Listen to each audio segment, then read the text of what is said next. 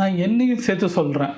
பல பேருக்கு ஒரு எண்ணங்கள் இருக்கும். என்னன்னா, ஒரு சூப்பர் ஸ்டார் ஆகணும், ஒரு பெரிய பொலிட்டிஷியன் ஆகணும், படத்தில் நடித்தா அடுத்த லெவலில் எம்எல்ஏ ஆகி சிஎம் ஆகணும், இப்படி பிஸ்னஸ் மேன்னா டாட்டா மாதிரி இருக்கணும், அம்பானி மாதிரி இருக்கணும் அப்படின்ற பல பேர் பலவோட கற்பனைகள் இருக்கும். ஆனால் அது மாதிரி நம்ம வாழ்க்கையில் வாழ்ந்துட்டும் இருப்போம். அவங்கள பார்த்துட்டு அது டிட்டோ காப்பி பண்ணி நம்ம பண்ணிட்டு இருப்போம். அது செய்கிறது சரியா தப்பா, அதை பற்றி தான் இந்த வீடியோ. என் பேர் ஸ்ரீராம். எண்ணம் போல் வாழ்க்கையை பற்றி பல வீடியோ மேக் பண்ணி போட்டிருக்கேன். நீங்கள் லைக் பண்ணால் எனக்கு சப்போர்ட் கிடைக்கும், பல பேருக்கு ரெக்கமெண்டேஷனில் போகும். 1க்கு 4 வீடியோ பாருங்கள், பிடிச்சிருந்தா சப்ஸ்கிரைப் பண்ணுங்கள், எனக்கு சப்போர்ட் பண்ணுங்கள். எல்லாருக்கும் சூப்பர் ஸ்டார் ஆகணும், நான் சூப்பர் ஸ்டார் ஆகணும், நான் ஒரு பெரிய பொலிட்டிஷியன் ஆகணும், எனக்கு பேரும் புகழ் பணம் எல்லாம் எனக்கு இருக்கணும், நான் இருக்கணும் அப்படின்றத பல பேர் எண்ணங்கள் இருக்கும். இது பண்ணுறது எல்லாம் மகா முட்டாள்தனம். இதை நான் உணர்ந்ததுக்கப்புறம் யோசிக்கிற ஒரு விஷயத்தை தான் நான் உங்களுக்கு பகிர்றேன். என்னன்னா, ஒரு சூப்பர் ஸ்டாராக இருக்கிறாலும் சரி, எந்த ஆக்டரை எடுத்தாலும் சரி, நம்ம ஏன் ஆக்டரை சொல்கிறேன்னு ஈஸியாக புரிஞ்சுக்கிறேன். ஒரு சிவாஜி கணேசன், ஒரு சூப்பர் ஸ்டார் ரஜினிகாந்த், ஒரு கமலஹாசன், இந்த தமிழ் ஆக்டர்ஸில் இருக்கிற இந்த 3 பேரும் பார்த்தீங்கன்னா, அமிதாப் பச்சன்லேருந்து நீங்கள் ஹிந்தியில் நார்த் சைடில் எடுத்தாலும் சரி, யார் வேணால் நீங்கள் எடுத்துக்கோங்க, எல்லார்ட்டையும் ஒரு யூனிக்னஸ் இருக்கும், எல்லார்ட்டையும் தனித்தன்மை இருக்கும். ஒரு அமிதாப் பச்சன் பேசுகிற அந்த ஸ்டைல், அவர் லெஃப்ட் ஹேண்ட் நிறையா யூஸ் பண்ணி நிறையா பேசுவார், அவர் பார்க்குற பார்வை, அந்த விஷயங்கள் ஒரு ஜெயின்ஜாண்டிக்கான ஃபிகர் மாதிரி நமக்கு தோணும். இதே மாதிரி நம்ம சூப்பர் ஸ்டார் எடுத்தோம்னா, அவர் பண்ணுற ஸ்டைல், அவர் பண்ணுற ஃபாஸ்ட்டாக நடக்கிறது, ஃபாஸ்ட்டாக பேசுறது, அவர் பண்ணுற சில விஷயங்கள் நம்மளுக்கு பிடிக்கும், வித்தியாசமாக இருக்கும். சிவாஜி கணேசன் எடுத்தாலும் அவர் ஆக்டிங், அவர் கண்ணிலே பேசுவார், அவர் உடல் மொழி நிறைய பேசும், அதில் நிறைய பாவங்கள், அதில் மூலமாக நம்மளுக்கு வசனம் இல்லாமல் சில விஷயங்கள் புரியும், அது தனித்தன்மை. கமலஹாசன் எடுத்தாலும் different varieties of acting. Shivaji Ganesan Kamal Haasan ஒப்பிட்டாலும் 2 பேருக்கும் வேற மாதிரி இருக்கும். இவர் பண்றது எல்லாம் மல்டிபிள் லெவல்ல பண்ணுவார். அவர் ஆக்ஷனா இருந்தாலும் சரி, ஒரு ஆக்டிங்கா இருந்தாலும் சரி, ஒரு மியூசிக்கா இருந்தாலும் சரி, பேசுற டயலாக் இருந்தாலும் சரி, அந்த மாடுலேஷன் சரி, ஒரு லாங்குவேஜ், உதாரணமா திருநெல்வேலி பாஷையில இருந்து ஆரம்பிச்சு சென்னை பாஷை வரைக்கும் இருக்கிற தமிழ்நாட்டில் இருக்க அத்தனை பாஷையும் பேசுறது.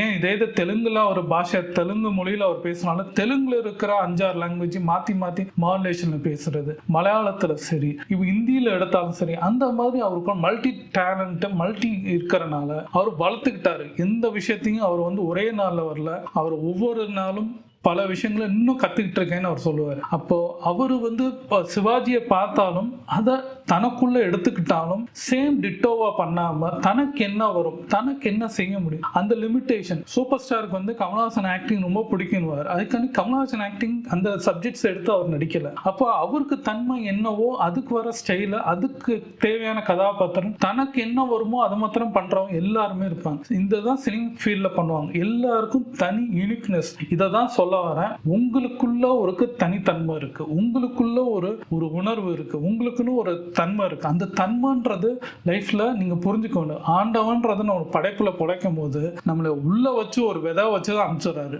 அது தன்மை எல்லார்ட்டையும் வேறுபடும்.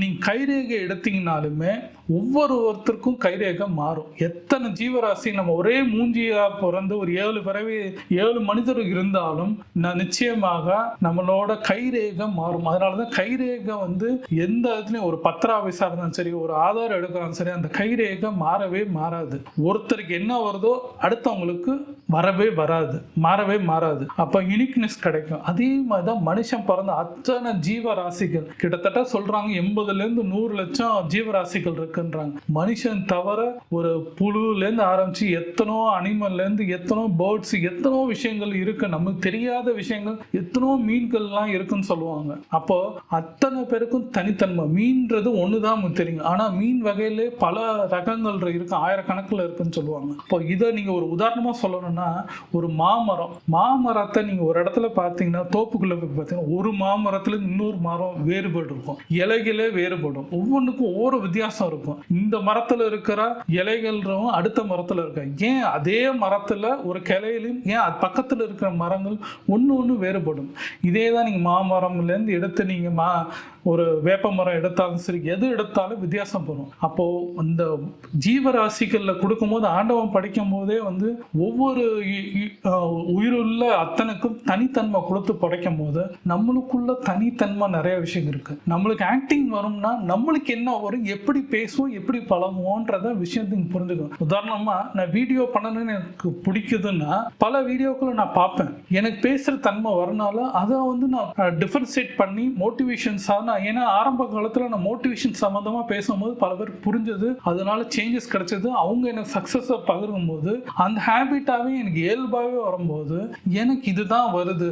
ஏன்னா சில பேர் எனக்கு ஆக்டிங்கை பற்றி எனக்கு படிச்சிருந்தாலும், டைரக்ஷனை பற்றி நான் படிச்சிருந்தாலும், ஸ்கிரிப்டிங் பற்றி படிச்சிருந்தாலும், எனக்கு இந்த சுச்சுவேஷனில் எனக்கு என்ன வரும், எனக்கு என்ன செய்யணுன்றது போது அதை ஹேக் பண்ணி நான் பண்ண ஆரம்பிக்கும் போது எனக்கு வருது. ஏன்னா என்னைய மாதிரி நிறைய பேர் மோட்டிவேஷன்ஸ் வீடியோஸ் பண்ணுறாங்க. என்னைய மாதிரி எனக்கு மேலே நிறைய பேர் வியூஸ்லேருந்து சப்ஸ்கிரைப்லேருந்து நிறைய பேர் இருக்காங்க. ரொம்ப வருஷமாக சில பேர்லாம் பண்ணுறவங்க இருக்கிறாங்க. அதுலேருந்து நான் என்ன வேறுபடுறேன், நான் எப்படி பண்ணுறேன், இதுதான் எனக்கு நம்மளுக்குள்ள தோணணும். சேம் டேட்டு அவங்க பண்ண அதே கான்செப்ட் எடுத்து நம்ம பண்ணாலும் அதுலேருந்து வித்தியாசப்படுத்தி அவங்களும் பாசிட்டிவ் பற்றி தான் பேசுகிறாங்க. அவுட் நெகட்டிவ்லேருந்து எப்படி போகணும், எப்படி நம்ம இருக்கணும், இப்படி மோட்டிவேஷன்ஸ் அடுத்தவங்களுக்கு சொல்கிறதா சொல்கிறாங்க. அப்போ சேம் தான் எனக்கு பட்ட அனுபவங்கள். நான் இதில் என்ன டிஃப்ரெண்ட் பண்ண, எனக்கு பட்ட அனுபவங்களே டாப்பிக்காகவே எடுத்து நான் பண்ணும்போது அடுத்த வீடியோஸை நான் பார்த்து நான் எடுத்து எனக்குள்ள ஏற்பட்ட மாற்றங்களை தான் நான் உங்களுக்கு சொல்ல வரேன். இதை தான் செய்ய சொல்கிறாங்க. Same ditto. ஏன்னா நீங்கள் ரஜினிகாந்த் மாதிரி இருக்கணும்னா ரஜினிகாந்தே இப்போ ஆண்டவன் படைச்சிட்டு போயிடுவார் 100 பேரை. கிடையவே கிடையாது. ஒருத்தர் பரவி இருக்குன்னா அடுத்த இது வந்து வேற மாதிரி தான் இருக்கும். அவங்க வளர்த்துக்க தெரியணும். உங்களுக்கு விதா உள்ள இருக்கு, உங்களுக்குள்ள ஒரு தன்மை இருக்கு, உண்மை இருக்கு. ஆனா அதை வளர்த்துக்கணும். வளர்த்துக்காம நீங்க சும்மா இருந்தீங்கன்னா நடக்கவே நடக்காது. ஒரு மாமர கொட்டை நீங்க கீழே போட்டா அந்த பூமியில தண்ணி விட்டு ஒரு 4 வருஷத்துல இருந்து வளர்ந்து வரதுக்கு தென்னை மரம் மாமரம் எல்லாமே எப்படி இருக்கும்னா கீழே ஒரு ப்ராசஸ் நடக்குது. அதுக்கு டைம் எடுக்குது. அதுக்குன்னு தண்ணி ஊத்துறாங்க, வெயில் அடிக்குது, அதுக்கு உரம் போடுறாங்க. எல்லா ப்ராசஸ் நடக்கும்போது அதுக்குள்ளேருந்து கீழே நடக்கிறவங்களுக்கு எதுவுமே தெரியாது. மேலே வந்த மரத்தை தான் உங்களுக்கு தெரியும். அதை தான் சொல்றாங்க. நீங்க வந்து புகழை தான் பாக்குறீங்க, பணத்தை தான் பாக்குறீங்க, அவங்க ஜெயிச்சுட்டாங்க நீங்க பாக்குறீங்க. நான் சொல்றது இந்த ப்ராசஸ், இதுக்கு நடக்கிற இடைவெளியில் நடக்கிற அந்த ப்ராசஸ் கத்துக்கணும். ஒன்னொன்னு உங்களுக்கு வந்து எல்லாமே வந்து இருக்கிற விஷயத்த எடுத்து இது எனக்கு வருது, என்னால பேச முடியுது, என்னால டிராயிங் பண்ண முடியுது, என்னால ஒரு மெக்கானிக்கல் ஆக முடியும், என்னால ஒரு சயின்டிஸ்ட் ஆக முடியுன்றது எப்படி வரும்னா உங்களுக்குள்ள இயல்பு தன்மையில உங்களுக்குள்ள இருக்கிற அந்த விதையை நீங்க புரிஞ்சுக்கிட்டா அது சின்ன வயசுல இருந்து அதுக்கு தண்ணி ஊற்றி விதை ஓட்டி ஒன்னா ப்ராசஸ் பண்ணும்போது ஒரு காலகட்டத்தில் டிகிரி வந்து அதுக்கப்புறம் வேலை வந்து உங்களுக்கு அந்த அச்சீவ்மெண்ட், அந்த பேஷன்ஸ் நீங்க போக முடியும். அதை யாருமே பார்க்க முடியல. எல்லா ஆர்டினரி பீப்புள்ஸ் ஏன் இப்படி இருக்கிறாங்க? சூப்பர் ஸ்டார் மாத்திரம் ஒரு ஜெயிச்ச ப்ரொஃபஷனல் பீப்புள்ஸ் எது ஆக்டர்ல இருந்து எல்லா கேட்டகரிலையும் பார்த்தீங்கன்னா சில பேர் இருப்பாங்க. மித்தவங்களாம் ஏன் ஆர்டினரி பீப்புளா இருக்கிறோம்னா நம்மளுக்குள்ள இருக்கிற இயல்பு தன்மையை புரிஞ்சுக்கிறது இல்லை, நம்மளுக்குள்ள இருக்கிற அந்த விதையை புரிஞ்சுக்கிறது இல்லை, அந்த உண்மையை புரிஞ்சுக்காதனால கற்பனை வாழ்க்கையை மாத்திரம் நினைச்சு சந்தோஷப்பட்டுக்கிறது. ஆனா இயல்பா நம்மளாலையும் செய்ய முடியும், நம்மளாலையும் அது கத்துக்க முடியும், நம்மளாலையும் செய்ய முடியும் செஞ்சவங்க மாத்திரம் தான், சில பேர் மாத்திரம் தான் அந்த நீங்க சோகால் சொல்லக்கூடிய அந்த ப்ரொஃபஷனல் பீப்புள், அந்த சூப்பர் ஸ்டார், அந்த மல்டி லெவல்ல நிக்கிறாங்கன்னா காரணம் அவங்க ட்ரை பண்ணிருக்காங்க. அவங்க கிட்ட நம்ம கேட்டாலும் அவங்களோட தன்மை ஏன் ஜெயிச்சாங்கன்னு பார்த்தா அவங்க அடுத்தவங்களை நினைச்சு அவங்க அதே செய்யல. அவங்களோட இயல்பு தன்மை ஆர்டினரியா அவங்க யோசிச்சு தனக்கு என்ன வருமோ அது பண்ணாங்க தவிர சேமா அதை நினைச்சு அதே இதை திருப்பி திருப்பி அவங்க உட்கார்ந்து அப்ளை பண்ணவே இல்லை. அதை எடுத்துக்கிட்டாங்க, அதை எடுத்து தனக்குள்ள என்ன வரும்ன்ற மாற்றத்தை யோசிச்சாங்க, அதை அப்ளை பண்ணாங்க, அந்த ப்ராசஸை தொடர்ந்தாங்க. பல தோல்விகள் வந்தது. அந்த தோல்விகளுக்கு அப்புறம் இதில் கத்துக்கிட்டாங்க. அந்த அடுத்த ஸ்டெப்ல திருப்பி திருப்பி அதை கரெக்ஷன் பண்ணாங்க, ஜெயிச்சாங்க. இன்னைக்கு வந்து அவங்க டாப் லெவல்ல நிக்கிறாங்க. அதுதான் எல்லாம். நீங்க அவங்க கிட்ட போய் கேட்டீங்கன்னா இன்னும் நான் படிச்சுட்டு இருக்கேன்னுவாங்க, இன்னும் நான் கத்துக்கிட்டே இருப்பேன்னுவாங்க. ஏன்னா இப்ப நீங்க எந்த ஆக்டர்ஸ் எடுத்தாலும், சூப்பர் ஸ்டார் எடுத்தாலும் நிறைய படிப்பாரு, கமல்ஹாசன் எடுத்தாலும் நிறைய படிப்பாரு, நிறைய பொலிட்டிஷியன்ஸ் பார்த்தா இவ்வளவு பேசுறாங்கன்னா நிறைய படிப்பாங்க. சீமான் எனக்கு ரொம்ப பிடிக்கும், அவர் நிறைய படிப்பாரு, படிச்சுக்கிட்டே தான் இருப்பாரு. ஆனா அவர் பார்த்தா பேசுறது உங்களுக்கு தெரியும். ஆனா அவ்வளவு புக்ஸ் அவங்க படிக்கிறாங்க, அவ்வளவு இலக்கிய தன்மை இருக்க தமிழ் இலக்கியத்தை நிறைய படிக்கிறாங்க.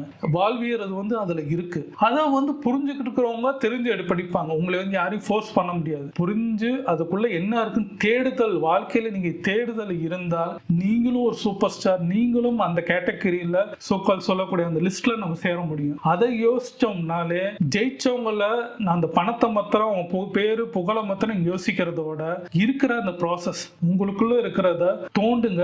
தோண்டிக்கிட்டே இருக்கும்போது உங்களுக்கு ஒரு புதையல் கிடைக்கும். அந்த புதையல்ல அந்த வைரமா இருக்கிறது உங்க எண்ணங்கள் வெளியில வரும். அந்த எண்ணங்கள் உங்க வாழ்க்கையில ஜெயிக்க வைக்கும். யோசிங்க, உங்களை யோசிங்க. நீங்க யாருன்னு புரிஞ்சுட்டீங்கன்னா உங்களுக்கு ஒரு தன்மை வெளியில பிறக்கும். நிச்சயமா ஜெயிக்க ஜெயிக்கலாம். நான் யோசிக்கிறேன், நானே யோசிக்கும் போது உங்களால் பண்ண முடியாதா? யோசிச்சு பாருங்க. நீங்கள் ஒரு காலகட்டத்தில் எனக்கு நீங்கள் சொல்லுவீங்க நான் ஜெயிச்சிருக்கேன் அப்படின்றது. நான் அதை எதிர்பார்த்துட்டு நிற்கிறேன். யோசிச்சு பாருங்க.